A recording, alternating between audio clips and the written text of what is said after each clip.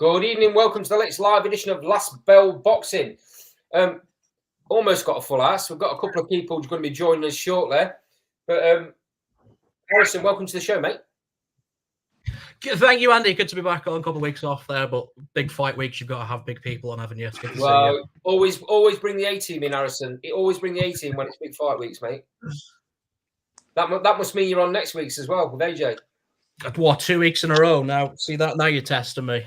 We've got to start paying your royalties when you come on that much, haven't we? You see those viewers go up, you think it's only coming from one person, and it's not Carl. Okay, moving swiftly on. Sean, how are you, mate? Yeah, very well, thank you. Thanks for having me on as always. Pleasure, mate. What's the time where you are? I'm back in the UK now, thankfully, so in the same time as you guys. Great stuff. Well, good to hear, mate. Let's hope you get on the show as much as possible now. Definitely. Harrison, how's your week been so far, pal?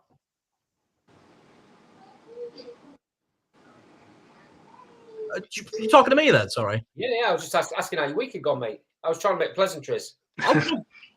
Oh, goodness.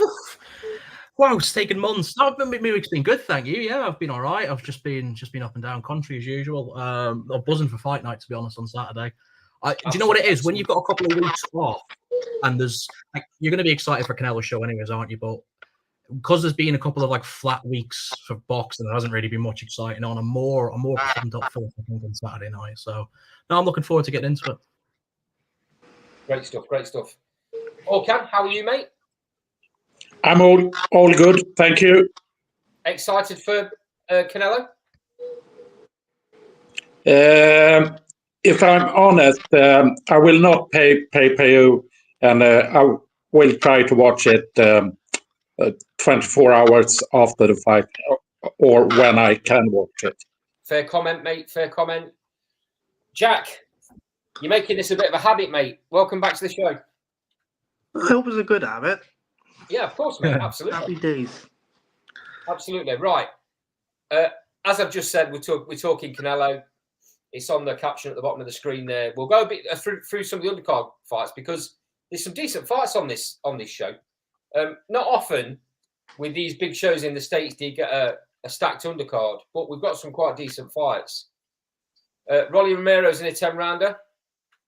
Super lightweight against Manuel Jamie. Manuel James, is it pronounced?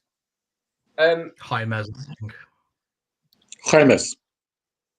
Thanks, lads. Appreciate the rapid response on telling me I'm an absolute idiot when it comes to calling out names. I'll come to you first, Harrison. I quite liked Rolly Romero, but he don't seem to pull it out when he's in the big fights, does he?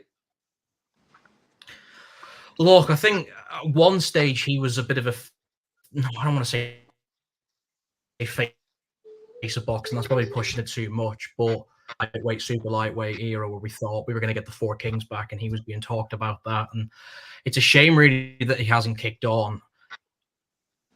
On one side of things, he's only really lost to good fighters, like good elite top fighters. So there's obviously going to be stage for him to come back. And like you said there at the top about how it's a good card, I almost think PBC owe us a good card because their schedule has been so flat this year compared to last. They haven't had a single non-pay-per-view show.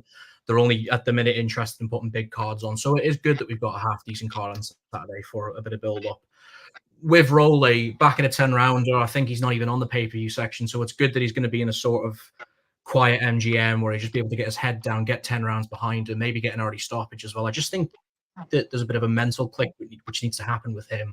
But I think this is a good opportunity for him. I don't know too much about his opponent, I'll be honest. I've searched as much as I can to find much, but there isn't many clips. So presumably this is very typical Al Heyman, getting his big names in fights where it's going to look good. Adopt yourself to a nice audience, especially on the freebie part of the card. So you would like to think he's going to be back somewhere near his best in the next coming years. At the minute, he just needs rounds behind him. I think this is a very perfect opportunity, and I'm looking forward to seeing him come back on Saturday night. Jack, is this potentially one of those fights where the opponent's record flatters him a little bit? Yeah, I think it's better to look at what his skills may suggest. Rolly, It just seems like it's a bit of a warm-up fight now for him to come back to get the rounds in the bank. I can see him winning out on points. I've never been fully sold on Rolly, like Harrison said. When he gets to that top level, it just seems to be something missing, something clicking, and he needs to find it. He trains in the Mayweather gym, doesn't he? I'm not sure. Rolly? No? Yeah, he does. Yeah. He's with Mayweather's old I man. remember seeing a clip of him and Ryan Garcia from years ago as well, where, I think he gained a lot of traction from that. That's where I first met him. I don't really know his opponent, to be honest. The same as Harrison, couldn't find much on him, so I'm just expecting this to be run-of-the-mill, get in, shake the rust off, and crack on. Hopefully you'll get a bigger fight beginning of the year. Great stuff. Thanks for that, mate. Sean, are you seeing anything different to the other two boys? No, I have to be honest. I don't know a great deal about the opponent either. I think with Rolly, it's a sense of a typical American, really. They get hyped to a certain level, then we sort of see what they're about. And I think it's a typical thing for American fighters, really. I expect him to come through this with flying colours, but as the other lads have said, the jury's still out on him for me. Yeah, like I said at the start, mate, I had high hopes for him right at the very beginning. I think there's still time, though. Yeah, absolutely. He's still learning. He's still progressing. He took the big fights early on, and you can't really disrespect him for doing that. Props to him. Hawkan, give me your breakdown of the Romero fight. I think I checked that Manuel Carmes has only fought 8 rounders at the most, so he hasn't been in a 10-rounder before. So I think the experience of Rolly Romero here, he will stop his Carmes in round 6, round 7. Okay, thanks for that, mate. Right, lads, moving swiftly on. Stephen Fulton's back out in what looks like, or what could potentially looks like, a fairly tough fight against Carlos Castro. Currently sat at 30-2. Stephen Fulton, as you know, is 21-1. Sean, I'll come to you first. Good fighter, Stephen Fulton, right? Yeah, he's probably one of my favourite active fighters, actually. Again, a bit like what you said with Rolly, having high hopes for him. I've had high hopes for Fulton for quite a while now. And I think he just needs a bit of a push and some momentum behind him in his career, because it's been such a stop-start career for him. I think once he's got that and got real traction behind him, I think we'll see the best. I think the best is yet to come from him. Harrison, what are your thoughts? I sentiment a lot of that, to be honest. Obviously with every fighter, especially at the top level, the first thing you do is look at the fight before. Problem is for Stephen Fulton is we've seen him in with probably the best fighter maybe ever, or like one of them. So it's very hard to discredit anything prior to that, really. So it's good that he gets an opportunity to come back. And again, on an early part of a pay-per-view where the MGM is going to be empty, I don't want to keep reiterating that, but it is crucial for these fighters, especially when they want to try and get back to the top level. When the pressure's off, it just seems to help them that little bit more rather than having a main event in in a California or something like that. Very, very good fighter, Stephen Fulton. Prior to that Inoue fight, very, very good. A lot of people had, it sounds silly to say now, but there was people who didn't have a chance to go to Japan and beat Inoue. So even just to be given that credit to go and give him a chance to win shows he's a good fighter. Very, very quick on his feet, versatile. He's just a fast fighter. He's very enjoyable to watch. Carlos Castro's not a bad fighter. He's been at the top level now for quite a while. He's won a North American title before. He's kind of around sort of just below world level. So good matchmaking this from PBC. I think Fulton will do a good job on him, though. At 10, 12 rounds, whatever it is, it should go on points. And looking forward to seeing him back out on Saturday. Yeah, absolutely. I like him a lot. Hawkan, come to you. I like this fight a lot, and it's great to see that it's on the free stream from the prelim. This fight is a really good fight for the prelim before the pay-per-view card. And I think Castro has only lost to Neri and Figueroa, I think. And that's a really good fighter that he has only lost to. I think this fight will be pretty tough fight for Fulton to come back after the Inoue loss. Yeah, absolutely, mate. Okay, Jack, does Castro cause Fulton any problems? I think he gives him some questions to answer and some riddles to solve. I was a bit shocked he got moved to the prelims, to be honest, but then when Harrison and Hawkan just explained now, it makes a bit more sense. Yeah. Gives him the chance to get a bit more confidence with less pressure of eyes watching him. I got Fulton going the points victory. I don't think the loss to Inoue should really matter. You know, Inoue's in a league of his own. And for him to come back against Castro after that defeat, I think props to him. You know what? I've always wanted to ask a fighter what they prefer when it comes down to shows like this that are in big arenas. Because for me, I think I'd be more nervous if the place was empty and it was just echoing. When it's busy, rammed, and there's loads of noise, you don't get to think about it. I don't know. I don't know whether. Yeah, it's good. It's a good point, to be fair, because it's circumspect for every fighter. Obviously, some of them will enjoy and embrace being, like the showboaty type fighters. They want to be in an environment where they're showing off in front of people. They've got a crowd behind them, whether they're booing or applauding. And there is certain fighters probably that will thrive off that. And I have to imagine that Stephen Fulton will have sat down with Heyman and PBC and been told where he wants to fight. Like Hawken said there, it's a treat that this is free to watch around the world. But I think that's probably more his decision than it is the promoters. He's gone, just let me get out there early, get my win, and then I can sit down, have my popcorn and watch Canelo. But it's a really good point. I think it differentiates on every fighter. Simping in the water, thanks for joining the show, mate. Drop your comments in and we'll read them out. Sean, you've already made your comments on this, haven't you? I've been around everybody now. I'm losing the plot tonight. I think I have, haven't I? Yeah. Okay, moving on. Caleb Plant's back out. 12-round super middleweight against Trevor McCumbee. Again, another interesting fight. McCumbee's not lost. Doesn't know how to lose yet. Makes it an interesting fight while it lasts. Jack, I'll come to you first. I think Caleb stops him later on. I just wish there were more fighters like Caleb Plant in the sense he is a throwback. He doesn't duck anyone. His story's wicked. Everything he's been through to get to where he's got to and where he is now. He's been out for about a year now, hasn't he? Or two. So it's probably a good fight for him to come back against what's his name? Trevor McCumbee. I haven't got much to say about it in the sense of I've seen much of Trevor. I've seen a couple of clips of him earlier. I'm expecting Caleb to go in and stop him late. And hopefully now he can get some momentum behind him and get a few more big fights.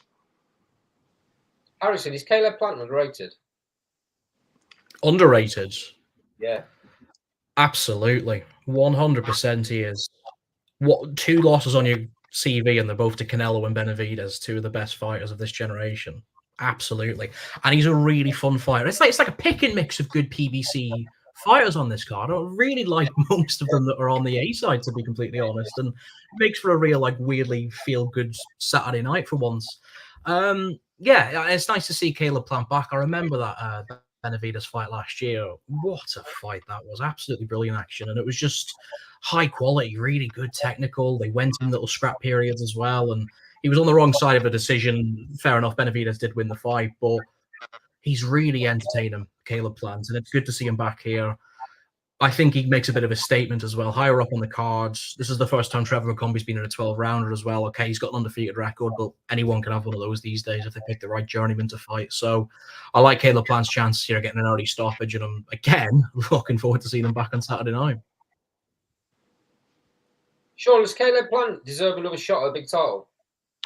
Yeah, I believe so, but I think the super middleweight division's being sort of held hostage by Canelo to a certain degree, really, because there's actually some really good fighters coming through there that you could say are deserving of a belt, but with Canelo holding the monopoly of the division, unfortunately, we can't see the fights that we want to. But in answer to your question, absolutely, he does. And when he comes through Saturday, which I agree with Harrison, will be an early stoppage, I think he puts his name back on the map to be reckoned with again. Yeah, it's very tough, isn't it? Super middleweights. It's very tough because I think we've said for a while now it's not the strongest. It's not the strongest it's ever been. No. But when you've got fighters like Plant that will fight anybody, but there's not another massive fighter that's going to generate the amount of money that Canelo generates, it must be tough for him because he's going to be thinking, where do I go next? Yeah, and I guess the other thing for Canelo. Sorry, I was just going to say, with Canelo, does he really need belts at this stage in his career? He's a big enough name. He's probably the biggest draw in boxing. What does belts really add to a Canelo fight at the end of the day? Yeah, no, you're right. But the problem is Canelo's kind of dipped his toe in the light heavyweight division and he's come unstuck. I don't think he's going to go there again against one of the top boys. So what does he do? Yeah, I guess it was a bit like what Mayweather done for his last couple of fights. He just fought for the sake of it, really. I don't think there was a world title on the line in his last two professional fights, if I'm correct. So, again, it's for Canelo to decide with big names. I mean, I don't think he'll go back in with Bivol. I think he bit off more than he could chew there. But I would just like to see some fresh faces at super middleweight, to be honest, and see what other talent can fight for the world titles. Greetings, Daz. Hey, mate. Sorry I'm late. No worries, pal. No worries. Not bad. Harrison, you were just about to make a comment. Yeah, well, like you just said there about Caleb Plant and the opportunities to fight for a world title, the IBF is just sitting there vacant at the minute. And like you've said, because the division's not at its strongest point by an absolute mile, you've got this superstar in Canelo and then kind of a bit of a trailblazer behind. I can very easily say if Caleb Plant gets the job done on Saturday night, whoever loses between Canelo and sorry, who's he fighting again? Berlanga. Probably that'll be what the mandatory is for the IBF. I can see that being ordered very quickly, but the division needs to move on, and I'd like to see Caleb Plant be a part of that going forward. As we'll chuck you straight in, we're talking Caleb Plant, Trevor McCumbee right now. How do you see the fight panning out, and where do you see Caleb Plant going from here if he's victorious? Be honest, I don't really know a lot about McCumbee. He's got a good record apparently. 28, you know. Yeah, 21 KOs. Is Yes. it? Yeah. So he might, even if he's not 21 bums over, he's still got to knock him over. So, listen, I like Caleb Plant. Do you know what I mean? I'm a fan of Caleb Plant. I think he's you know, apart from being really good, he's just my type of fighter. Take no nonsense in or out the ring. You know, we don't know what caliber of fighter this McCumbee's fought at. It's his biggest test, isn't it? McCumbee's biggest test, just like it's Berlanga's biggest test. So I'm always a bit hesitant to write these off because people like Canelo and Plant started somewhere. Yeah. They had their chance and started somewhere. Do you know what I mean? So if we're going on what we know, what I know, I would say Plant's gonna probably be a bit, you know, too wise, but too good. Late stoppage points maybe. But as easy as I say that, it could be this kid's McCumbee's coming out party. Who knows? You know. Big statement if he beats Plant, isn't it? Plant's right there. Mate, listen, everyone has to start. Everyone started somewhere, even the champions that we know, and you know, we know why how good they are. You know, there was all probably a bit of an underdog at some point. So, I'm intrigued to see it. Let's see what this McCombie's about. He's going to be confident, So, but you got to, not knowing a lot about him. I'll go with foremost, really. What I know, and I would say basically I'd back Plant, but let's see. Sound okay. Moving on to 12-round middleweight contest. Erislandy Lara versus Danny Garcia. Can I give my take? Oh, sorry, Håkan. I didn't realise I'd not come to you. Sorry, you carry on, mate. Okay. I think Caleb Plant stopped McCombie early, round 3, round 4. I checked McCombie's opponents, and I think he has not fought anyone near Caleb Plant level. So that's what I think. And regarding the IBF, Skull versus Shishkin has been ordered October 19th in Germany. So and Caleb Plant isn't ranked at IBF. So I think Christian Mbili, William Skull. Is that for the full IBF? Yes. Jesus William Christ. Skull versus Vladimir Shishkin, October 19th in Germany. Oh, the IBF. They won. That's, don't they? But next in line is Mbili. So Mbili probably will fight the winner for the IBF. You know when you hear things like this, you realise just how much of a joke the ranking systems in boxing are. Like who started after that? Chris Eubank. Like who comes up with all this? Annoys me. Absolutely balmy. How does Caleb Plant not feature in that top 3 or 4? Just nuts. Anyway, he's not ranked top 10 by the IBF. It's a joke, isn't it? Yes, I agree. Okay, Håkan, just so I don't forget you again, I'll come to you first on the next fight. Erislandy Lara, Danny Garcia. I was just about to say, Danny Garcia seems like he's been around forever. Yes. What's your feeling on this? I think Danny Garcia has been out too long for this fight.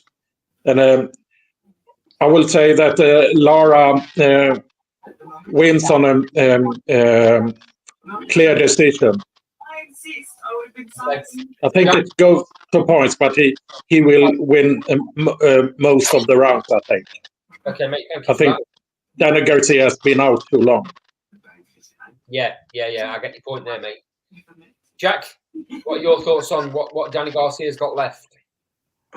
It don't make sense, mate. He's been out 2 years and he's coming back to a new division and he's having a world title shot. What's the point in rankings? Echoing basically what Harrison said. Yeah, it's a joke, isn't it? You know, I think Lara, I've never really seen too much of him since he lost controversially to Canelo. So he seems like he's always been in the who needs him club, even though he's great. And he's very, very good at what he does. I think he's just a hard sell, isn't he? And it just seems that they're using Danny Garcia as a name to sort of just bulk the sanctioning fee up a bit, in my opinion. But I got Lara picking it on points. What's your take on this fight? It's a bit,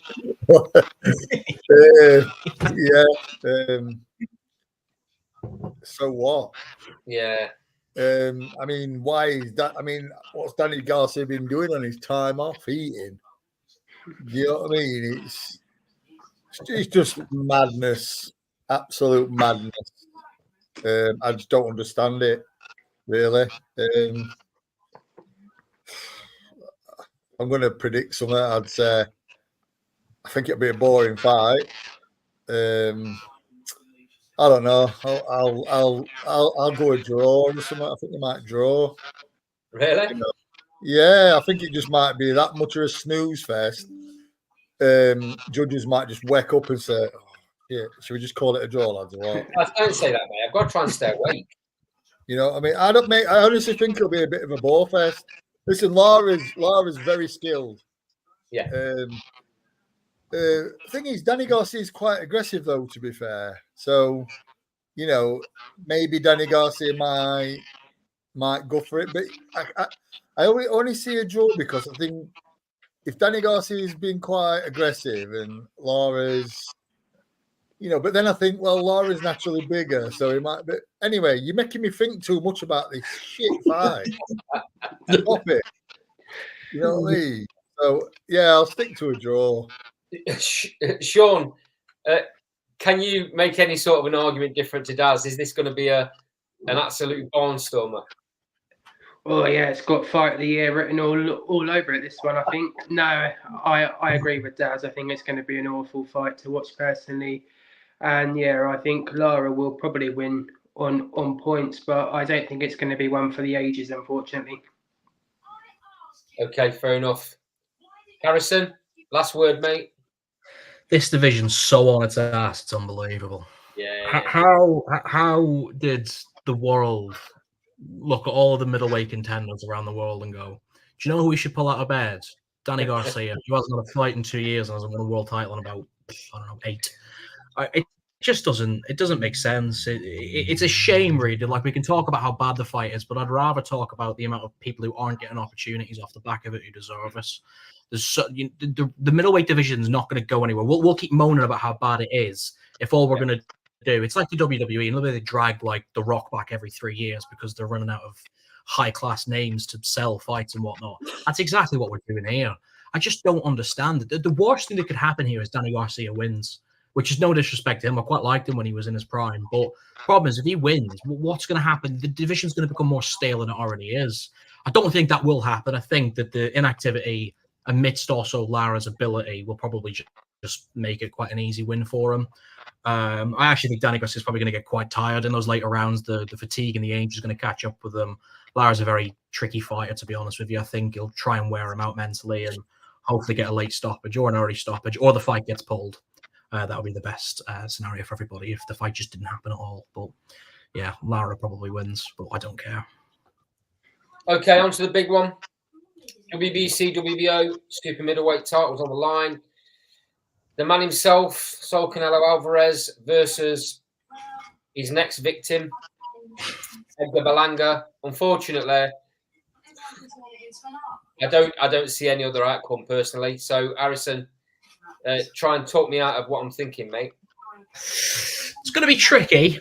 We're in that line, aren't we, where everyone's sort of just there for Canelo to beat, and a lot of people and myself had kind of high hopes that Jaime Munguia would finally stop this absolute great of the sport and finally sort of revitalize the division as it probably needs to, because it's starting to get a bit stale as the middleweights are, and it's one of them, unfortunately. But like, if you just picture and admire the greatness of Saul Alvarez over the years, it's just exceptional.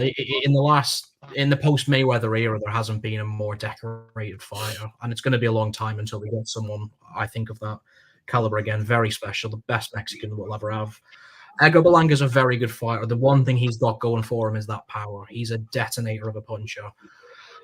I just worry probably that it's an easy thing to say this when you're fighting Canelo, but it feels like he's going up levels and he's jumping levels. But at the same time, he probably just had to take the opportunity whilst it was there. And there isn't really the same stepping stones as there is in other divisions. You could go to a division where you could fight for a European title where it's competitive, and then a world level. But at the minute with super middleweight, you kind of just have to jump when the opportunity's there. But I completely agree with you. It's going to be very hard to see anything but a Canelo win. It might well take him the 12 rounds. I'm starting to in the last couple of fights, you have seen a bit of a slower Canelo. I don't think the pop is there any shots anymore, so that kind of eradicates any future talk about him going back up to light heavyweight. I think very simply and very straightforward, he'll just box better than Berlanga. As long as he doesn't get caught and as long as he can take the shots from Berlanga, he should win a wide points decision. It's September. It's Mexican Independence. It's Vegas. He's already 5-0 up on the cards, so it doesn't really matter how well he boxes. But I'll take Canelo on a very wide points victory. Sean Belanga's come out, obviously fight talk, but he's come out saying that he's going to stop Canelo. I believe that's going to be his game plan, yes, and that's going to be his only way to win, really, given he's Puerto Rican in Mexico, well, in Mexican Independence weekend. I think Canelo will win on points, but I can see this fight going into a similar pattern to the Callum Smith one, personally. And I think Canelo will win fairly wide on points, but I think Berlanga will have his moments in the fight. I'm not writing him off completely. I think it will be competitive at times, but ultimately I think they'll go with Canelo on points, the judges especially. How much longer does Canelo carry on until fight fans start turning a little bit and saying it's becoming boring? But is that his fault? No, it's not. It's not. They started doing that with Mayweather, didn't they? Yeah, I mean, the thing is, though, you got to appreciate, it was made boring because it was just far too good for everyone around. Canelo's stepped up. He lost to Floyd. He lost to Bivol at light heavyweight, which he had no business being at, to be fair. He's just a very, very, very good fighter. And I think he will be in the chart when he's finished for the greatest Mexican boxer ever. I think he's going to have to... I don't think he's got the competition around to rival Chavez in that, to be honest. But he's in the conversation. Listen, Berlanga, for me, I'm hesitant to write these guys off because, Belanga's not mixed at this level. So how do we know he can't mix at this level? No, we don't. We don't know until he does it. Listen, he might go in there, get touched on, chin it first round and be asleep. He might go in there and just, do something that shocks us all. Who knows? Again, you've got to go on what we've seen so far. I mean, I've seen a bit of Berlanga, to be fair. And from what I've seen so far, I think he's just going to look for that, look to try and... I think he's going to walk onto something, to be fair. I think Canelo's going to take I think he's going to allow him to walk onto something. I think he's going to allow Berlanga to walk onto something. And, then we're going to see what Belanga's chin's like. And really, if you think about it, it's a situation where Canelo probably found himself in with Floyd. He learned from that, didn't he? He took that away and he learned from it. Maybe Berlanga has his couple of moments. Maybe he gets schooled on the old. And maybe he learns from it and comes back a far better fighter. Who knows? But I think he might. I think Canelo will treat him like someone just said with a Callum Smith. I think he'll punch Berlanga everywhere. Yeah. I think he'll target his arms as well. I think he'll touch the arms, he'll touch the shoulders, like he did with Callum Smith. Callum Smith's a puncher, a different kind of puncher, but look what he did. He just punched his arms, took that away from him. Can't punch if you can't use your arms, can you? No, exactly. So I think maybe it'll be a case of if he gets Berlanga covering up, I think he's always going to look to body, but he might look to touch the arms and then drop to body. I think he'll take the sting out of Berlanga, to be fair, and I think he might stop him around 10. Sound, yeah. I'm thinking it's a bit earlier than that myself. Jack. Canelo tends to take a couple of rounds to figure fighters out, works out the patterns, finds the spot, and then it's game over.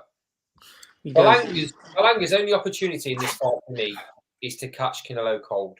It's whether he can, though. And Canelo, I don't think he's been dropped for over 15 years. The last person to drop him was Miguel Cotto's brother years ago. He didn't get dropped then, mate. Wobbled him. Class he's never been dropped. Jose Cotto, he wobbled him. He nearly dropped him. Yeah, but that's probably the most he's ever been. Yeah, in that's trouble. it. Yeah. Echoing what you guys have said, it's pretty much like since when he fought Floyd, you've now taken Floyd's place in the sense of there's not many about besides going at light heavyweight, which you said yourself, Daz, he has no right being in. Do you know what? Do you know what? Sorry to just jump in, but do you know what I think? Do you know what I think that Belanga's done wrong this fight? I think he's wound him up. Similar to Billy Joe. Honestly, I think totally. If I were training a fighter to fight Canelo, I'd tell him to be nice to him. No, I would. Let's try and get him complacent. Yeah. Let's try and get him a bit, a bit off guard. Listen, he probably would never be. He's probably far too professional for that. But why are you going to get his back up in front of his own people? And the way Canelo was responding to him, that makes me think he's just going to break him up, because when he was saying stuff to Canelo's looked at him, you think I'm scared of you? And we're like saying, and he were pointing up and down him like that, going, I'm going to break you. I think he will. I think he'll take it on points, but similar to what pretty much everyone has said, he's going to break him down round after round. He does take his time in the first couple, similar to Mayweather, take the data, and he just seems to get methodical with it, and he just, round by round, he seems to have a plan for each round, and he doesn't deter from it. But then he could probably stop Berlanga by drawing him in. He likes to stay on the ropes lately. Look what he done against Munguia. He just exploded out of nowhere, and Munguia was on the floor. So it is possible. Does he still have that pop? I don't think he is what he was, but I don't think he is as what's the word for it? On the slide as much as people think at the minute. I don't think Belanga's a guy to test him in that way. Last word to you, Håkan. What does Canelo have left? He's not really been pushed, has he? He's not been in many wars over recent years. He kind of strolls through fights the majority of the time. Apart from the Bivol fight, obviously. Yeah. He's not really been tested. So what's he got left, mate? I think he has got a lot left, in my opinion. But right now, at the super middleweight division, there aren't so many big names. I mean, really big names. But maybe Pacheco in a few years, and Billy, but not really big names to challenge him at the super middleweight. So I think he.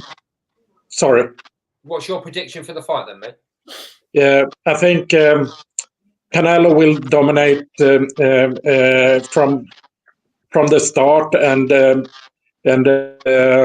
I think Berlanga could survive to points, but I think Canelo wins on a wide points decision. Jack, we're still getting a bit of feedback off of your audio, I think, mate. Guys, I think we've done the Canelo card to death now. Swiftly moving on to one more topic for the evening, and that is Zurdo Gilberto Ramirez versus the gentleman Chris Billiam Smith. I think it's fair to say, this is obviously for unified cruiserweight titles. I think it's fair to say these are the number 2 and number 3 in the division. And the winner of this is going to go on and fight the number 1 in the division, which makes sense. And let's hope that happens that way. So, first and foremost, I'll come to you, Gaz. How do you see this fight panning out? I know there's been a little bit of chat on Twitter this week. Me and Carl having a bit of banter over Chris Billiam Smith. I think Carl's a bit hard on him, to be honest. Yeah, he's not. He's not a fan, is he?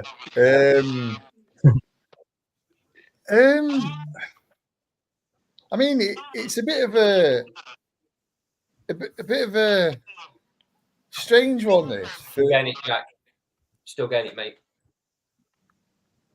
Can't hear you, Jack. Even though your vocal's off, Jack, we're still getting a bit of feedback off it. I don't know why that's happening, mate. No worries, pal.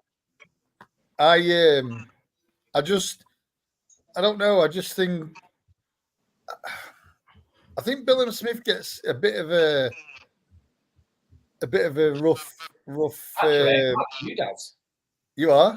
I'm still getting the feedback. It might be you.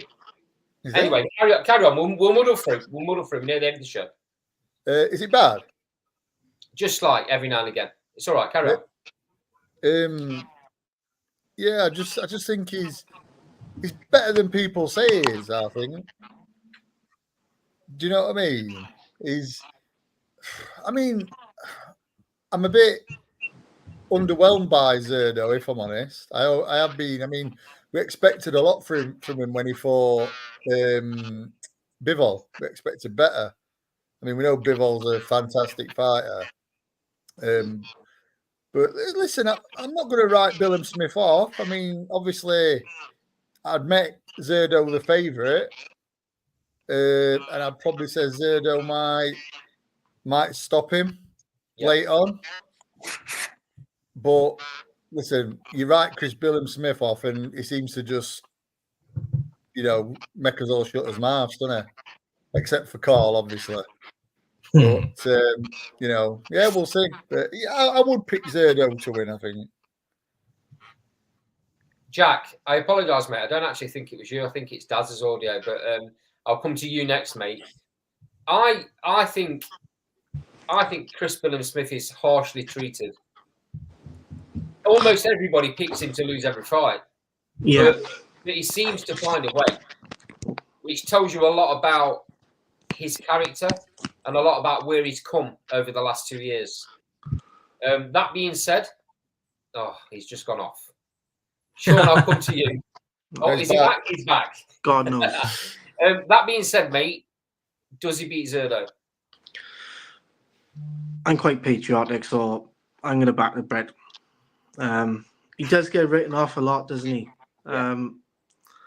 But he does show like hard work does beat talent, and I think a lot of that's credit to Shane McGuigan as well. Absolutely. I didn't really think he was going to beat Coley. I know he didn't look the best against Coley, but then who does? Riakpo too. I know I see a lot of people writing him off. And I think it's just at that point now you can't, no matter who he's in with, he just seems to pull it off and pull it out the bag. So I'm going to back Chris Billiam Smith on points. And that's it. Orkan, what's your take?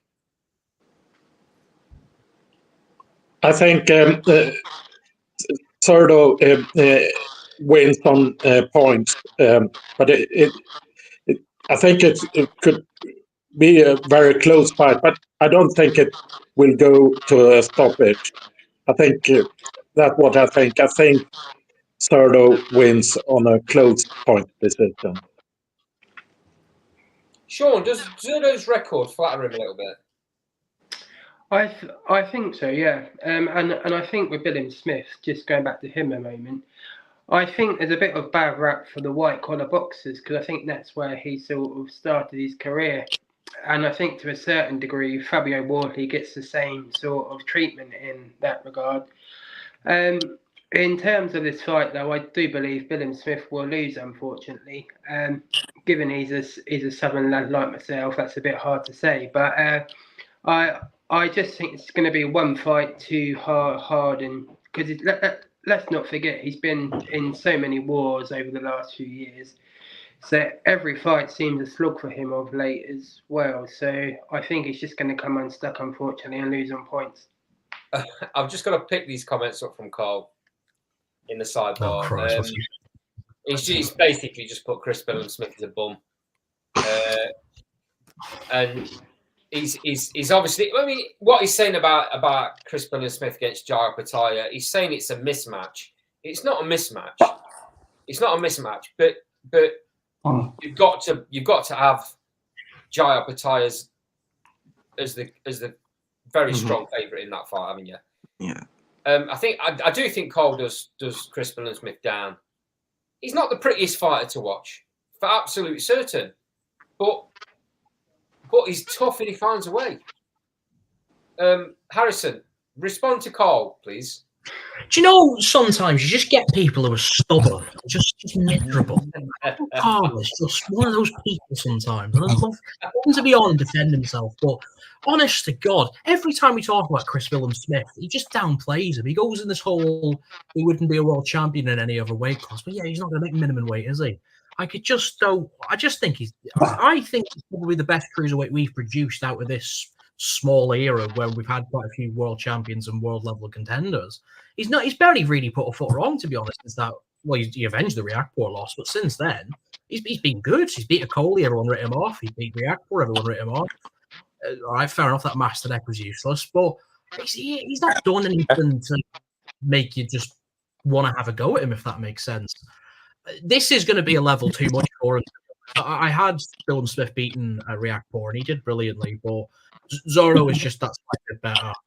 You again at the start there got to bang on. This is 2 playing 3 because the problem is someone's going to win this, unify the titles, and then fight Jai, and it'll all be irrelevant because Oppenheimer will destroy both of them, I'm sure. But it's a good fight, this one, whilst it lasts. I just think Zurdo carries a nice bit of power. He's just kind of a little bit better in every domain. I do think there's a chance that Billiam Smith could pull off. I wouldn't call it an upset, but a bit of a shock to the system.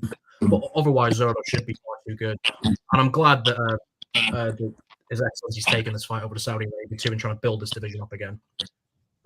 Jack Gladman, welcome to the show. Just before I come to your comment, Jack, I need to read this one out from Carl. Carl's put, what I mean about weight class comment is a boxer with his skill set, meaning Chris Billiam Smith, would not win a world title at any other weight class in boxing. Bang average. Well, to be fair, worse fighters than Chris Billiam Smith have been world champion. Definitely, certainly, anyway. You know. I mean, I can think of 2 or 3, but yeah, at different weights, by the way. What's your take on this fight, Jack? Do you like it? I like it. It's an interesting fight. Do you know what? I don't think it's as clear cut as everyone thinks. Like, Zurdo probably is the best opponent Chris Billiam Smith's faced. I think there's no one going to argue with that. And I also agree. Sorry, I don't know your name. The guy who's next to Andy in the top middle. Harrison. I agree with you on the Mastanak comment, by the way, because he just Harrison. It was almost like, oh, okay, this is pointless. But anyway, yeah, I like it. I think I really want Billiam Smith to do it, but I do think Ramirez will probably edge it for me. I would argue, though, that he's not the best in Britain, because for me, I think Massey would beat him.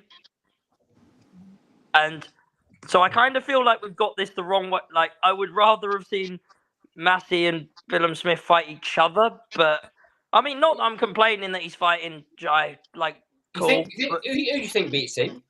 I think Massey beats Billiam Smith. Really? Yeah, I've always thought that. Because I think Massey is probably the best cruiserweight we've got in this country right now. And okay. I've said that from before the Parker fight. So, you know, I genuinely believe that. But by the way, in no way am I saying he's going to beat Jai, because he probably won't, unless something really strange happens. But yeah, I like this fight just for the fact that I think it's going to be entertaining. Carly's on a total wind-up tonight. I think he's sat on a train drinking Jack Daniels or something. He's put, I agree. Massey beats him. Well said, Jack. He's also put in these current times, he would not win a world title at any other weight class. Bang average. I'll have to go through every weight to figure that out. But CBS will come up with a cure for cancer in a year's time, and Carl will go, well, yeah, he's got to do polio next. It's awful, man. I mean, yeah, it is a bit weird, but But yeah, no, I was serious with the Matty thing because I genuinely do think that he would beat CBS. But I mean, we're never going to know because that's probably not going to happen, is it? Well, because if the Jai Opetaia fight doesn't happen straight away, why not? Why not have that fight next?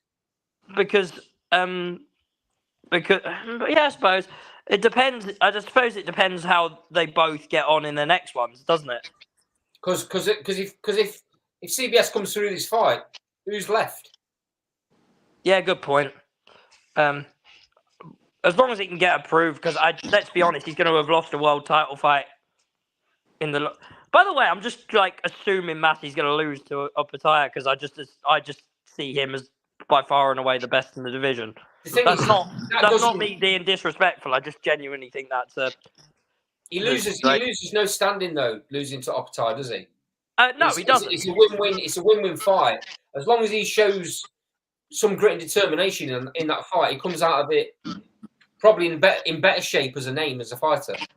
As long as he doesn't get blown out in like 1 or 2 rounds, he's probably gained some credibility. If he goes 9-10 rounds with Opetaia, then people won't be able to say, "Oh, he just cashed in for the payday of a world, or cashed in to say he fought for a world title." Because there have been people, I'm not going to say who, that have done that, who knew that they were going to lose to Opetaia, saw the opportunity and thought, well, I can say I fought for a world title. And fair enough, I would never fault a fighter for doing that. The problem you've got, Jack, is if you're in a position that some fighters are in, you get given an opportunity to fight for a world title, whether it's against the number one in the world or not, fighters are not going to turn their chances down. If I'm managing a fighter and they get given that opportunity, I'm telling them to take it, 100%. Yeah. And I think Daz would be the same as a trainer. Like if you get offered a world title fight for your fighter, even if you're not convinced in your head they can 100% win it, you're still going to take it because there's just that chance that might be their night. It all depends. It all depends, doesn't it? It's not. It's never as clear cut as that. You always listen. If there's a chance and the fight, sometimes you've got to take fights as a fighter that are gonna boost your career even in defeat, maybe. Yeah. So, but I'm kind of looking forward to that CBS Ramirez fight. I think. Jack, Cole's got it. Cole's got it in for you tonight, mate. He says they talk to matchmaker, thinking about his bank balance. What? Well, matchmaking wise, that doesn't make me. I don't make a load of money. Jack, if I'm managing them, then yeah. Jack, all you need to say is, yeah, but there goes a man who's never had a pair of gloves on, calling a professional world champion a bum. Oh, there is that, yeah.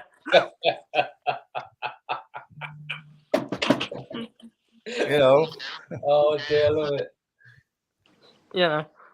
And yes, I want to make money out of it because it's my job.